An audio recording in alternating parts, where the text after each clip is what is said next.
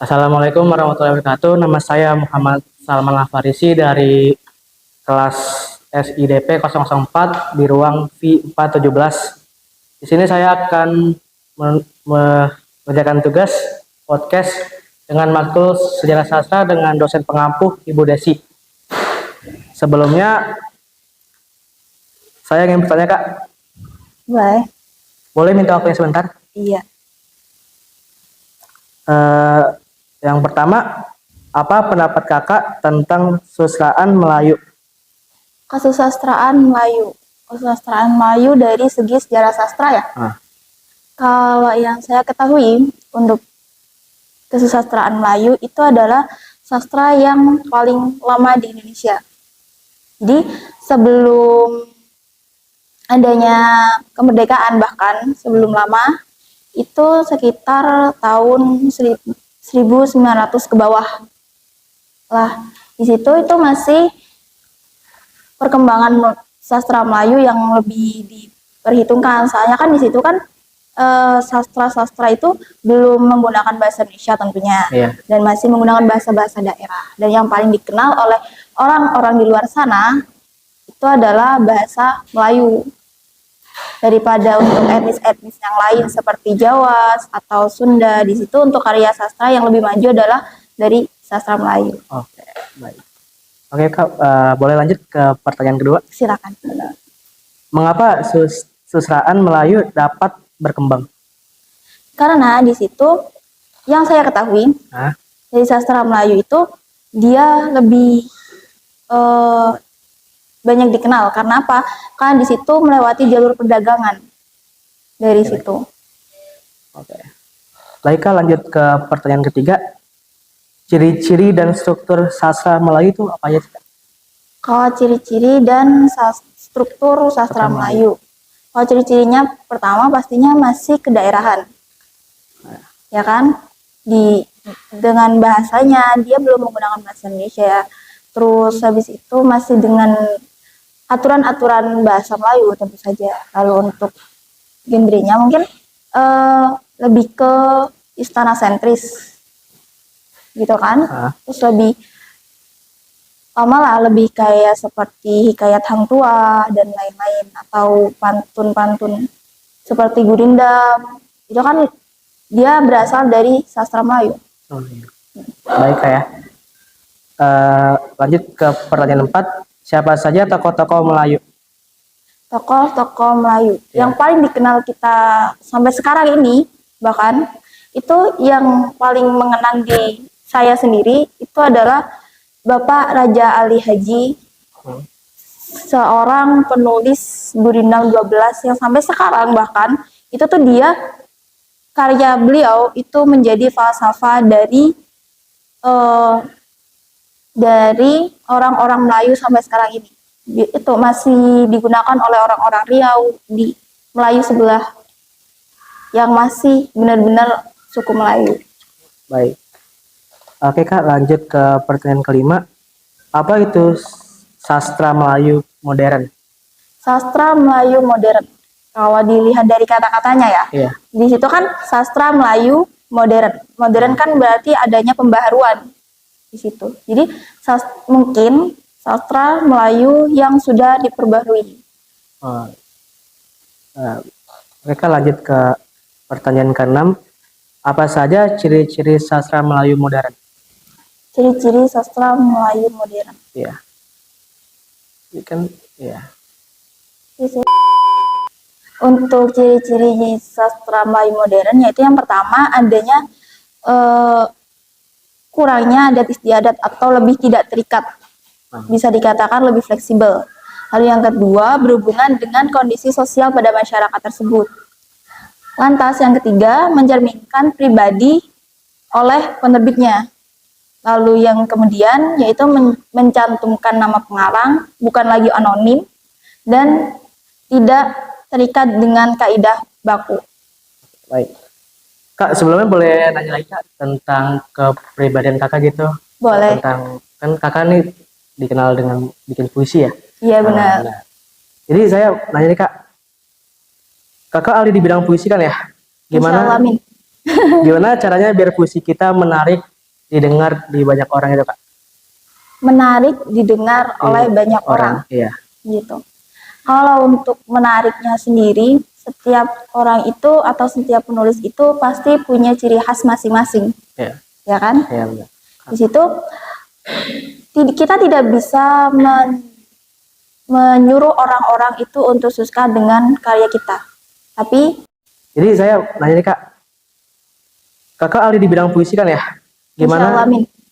gimana caranya biar puisi kita menarik didengar di banyak orang itu, Kak? Menarik didengar oleh banyak orang Iya. gitu. Kalau untuk menariknya sendiri, setiap orang itu atau setiap penulis itu pasti punya ciri khas masing-masing, Iya. ya kan? Iya, benar. Di situ kita tidak bisa menyuruh orang-orang itu untuk suka dengan karya kita. Tapi di situ bahkan ada yang menurut kita itu bukan hal yang bagus atau puisi kita itu bukan puisi yang bagus, tapi menurut orang itu bagus. Jadi itu masih dari pemikiran orang itu masing-masing. Yang terpenting dari seorang penulis adalah menulisnya dengan sebaik-baiknya. Ini tergantung karakter kita juga kan, kayak. Iya, benar. Yang penting untuk jadi penulis itu pertama harus pede.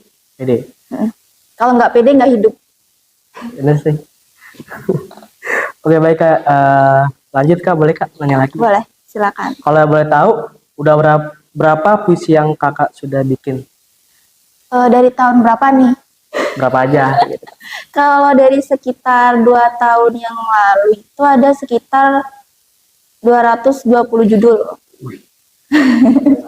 Banyak banget. Dari 2020-an. 20. Lumayan, ya. Iya. Baik, Kak. Alhamdulillah. Lanjut yang ketiga. Pengalaman apa saja yang Kakak sudah alami setelah terjun di dunia penyair? Kalau pengalaman yang dialami untuk terjun di dunia penyair itu banyak hal.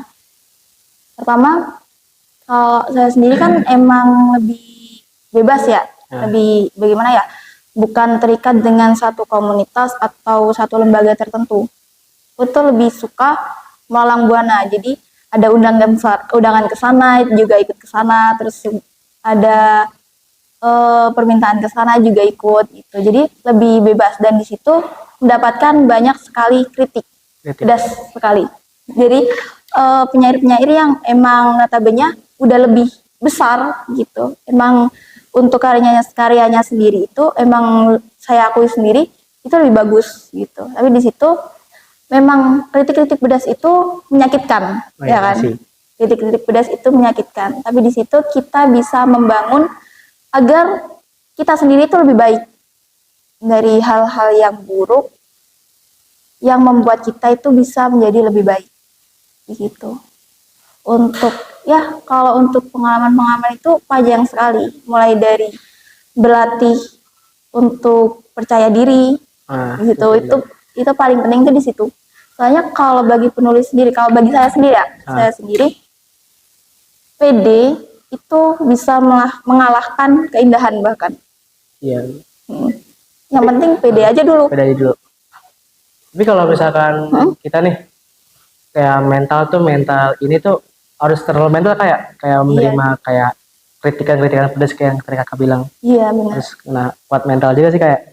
Iya, bahkan pernah itu puisi saya kan lebih ke puisi baru ya. Oh ya, baru. Gitu. Dan di situ sayanya kan ada undangan buat baca puisi waktu tersebut. Di situ tuh ternyata saya nggak riset dulu kan siapa aja yang hadir gitu. Ternyata di situ tuh kebanyakan adalah penyair dengan puisi lama yang masih terikat, yang harus 4 bait, terus belakang harus berima dan lain-lain dan harus tersembunyi gitu. Kalau saya kan lebih ke ya ada gitu untuk puisi-puisi lama gitu, tapi saya lebih ke kontemporernya gitu. Dan di situ banyak sekali kayak itu tuh bukan puisi gitu. Yang paling ngena itu di situ kata-kata itu tuh bukan puisi gitu, dan itu seakan-akan memecahkan dunia saya. Dan itu bukan di tempat yang hanya ada 1-2 orang, Banyak. tapi puluhan orang, dan di situ penyair semua. Aduh, iya sih kayak. Iya, Tapi di kalau situ. ngomongin soal percaya diri itu gimana sih Kak? Awal biar lebih pede di ngomong public speaking gitu Kak. Itu caranya gimana Kak? Kalau untuk IPD sih, anggap aja semua orang itu sama kayak kita. Kita nggak perlu jadi sempurna bagi semua orang karena nggak ada orang yang sempurna. Waduh. Percayalah bahwa kita semua itu manusia. Kalau aku manusia berarti dia juga manusia. Penggambarannya kalau saya kayu juga mereka juga kayu. Gimana sih teman? Jadi samain aja, jangan sampai oh kayaknya kalau aku salah begini nanti begini, nanti dihujat nanti, dan banyak sekali. Yang penting lakukan saja dulu yang terbaik. Untuk masalah hasil urusannya nanti Nanti. setelahnya. Baik Kak, lanjut ke pertanyaan 4. Suka duka jadi penyair itu gimana sih Kak? Suka dukanya? Suka dukanya di dunia penyair itu agak sulit untuk diungkapkan. Soalnya penyair itu kan kebanyakan kan ngomongnya begini, maksudnya begitu. Hmm. Dalam puisi kan begitu kan, seperti kata-kata yang Sapardi dan penyair-penyair besar lainnya. Itu kan bilangnya begini, maksudnya begitu. Yang di situ tuh kadang kalau kita nggak peka gitu dengan penyair lain, itu bisa salah dan itu bisa fatal sekali. Iya sih, benar juga kayak. Gitu.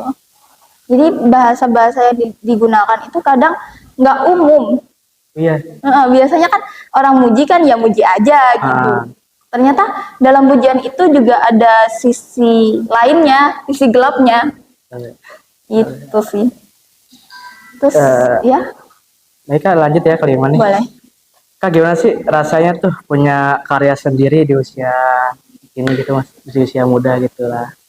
Rasanya. Ya kalau rasanya sih ngomongnya begini, maksudnya begitu. Dalam puisi kan begitu kan, seperti kata-kata yang Sapardi dan penyair-penyair besar lainnya. Itu kan bilangnya begini, maksudnya begitu. Yang di situ tuh kadang kalau kita nggak peka gitu dengan penyair lain, itu bisa salah dan itu bisa fatal sekali. Iya sih, benar juga kayak. Gitu. Jadi bahasa-bahasa yang digunakan itu kadang nggak umum. Iya. Biasanya kan orang muji kan ya muji aja gitu. Ternyata dalam pujian itu juga ada sisi lainnya, sisi gelapnya. Gitu sih. Terus ya, Baik Kak, lanjut ya kelima nih. boleh. Kak gimana sih rasanya tuh punya karya sendiri di usia ini gitu Mas, di usia muda gitu lah. Rasanya. Ya kalau rasanya sih alhamdulillah seneng lah pastinya ya untuk itu. Tapi kalau untuk apa ya pencapaian, kalau aku pribadi pencapaian itu aku ngerasa selalu ada yang lebih di atasku. Bahkan aku kemarin itu menemukan ada penyair yang masih umur 12 tahun 12 tahun. punya buku sendiri. Buku sendiri. Iya. Hebat ya. Iya hebat. Jadi di atas gunung pasti ada gunung. Di atas langit. Iya benar. Baiknya kayak itu saya sih yang saya mau sampaikan ke kakak, pertanyakan ke kakak gitu. Lebih kurangnya mohon maaf ya. Oke. Baik teman-teman, saya mungkin tutup podcastnya sampai sini. Wassalamualaikum warahmatullahi wabarakatuh. Waalaikumsalam warahmatullahi wabarakatuh.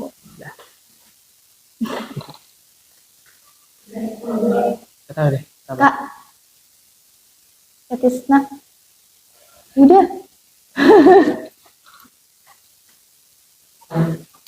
Udah? Makasih Kak. Iya.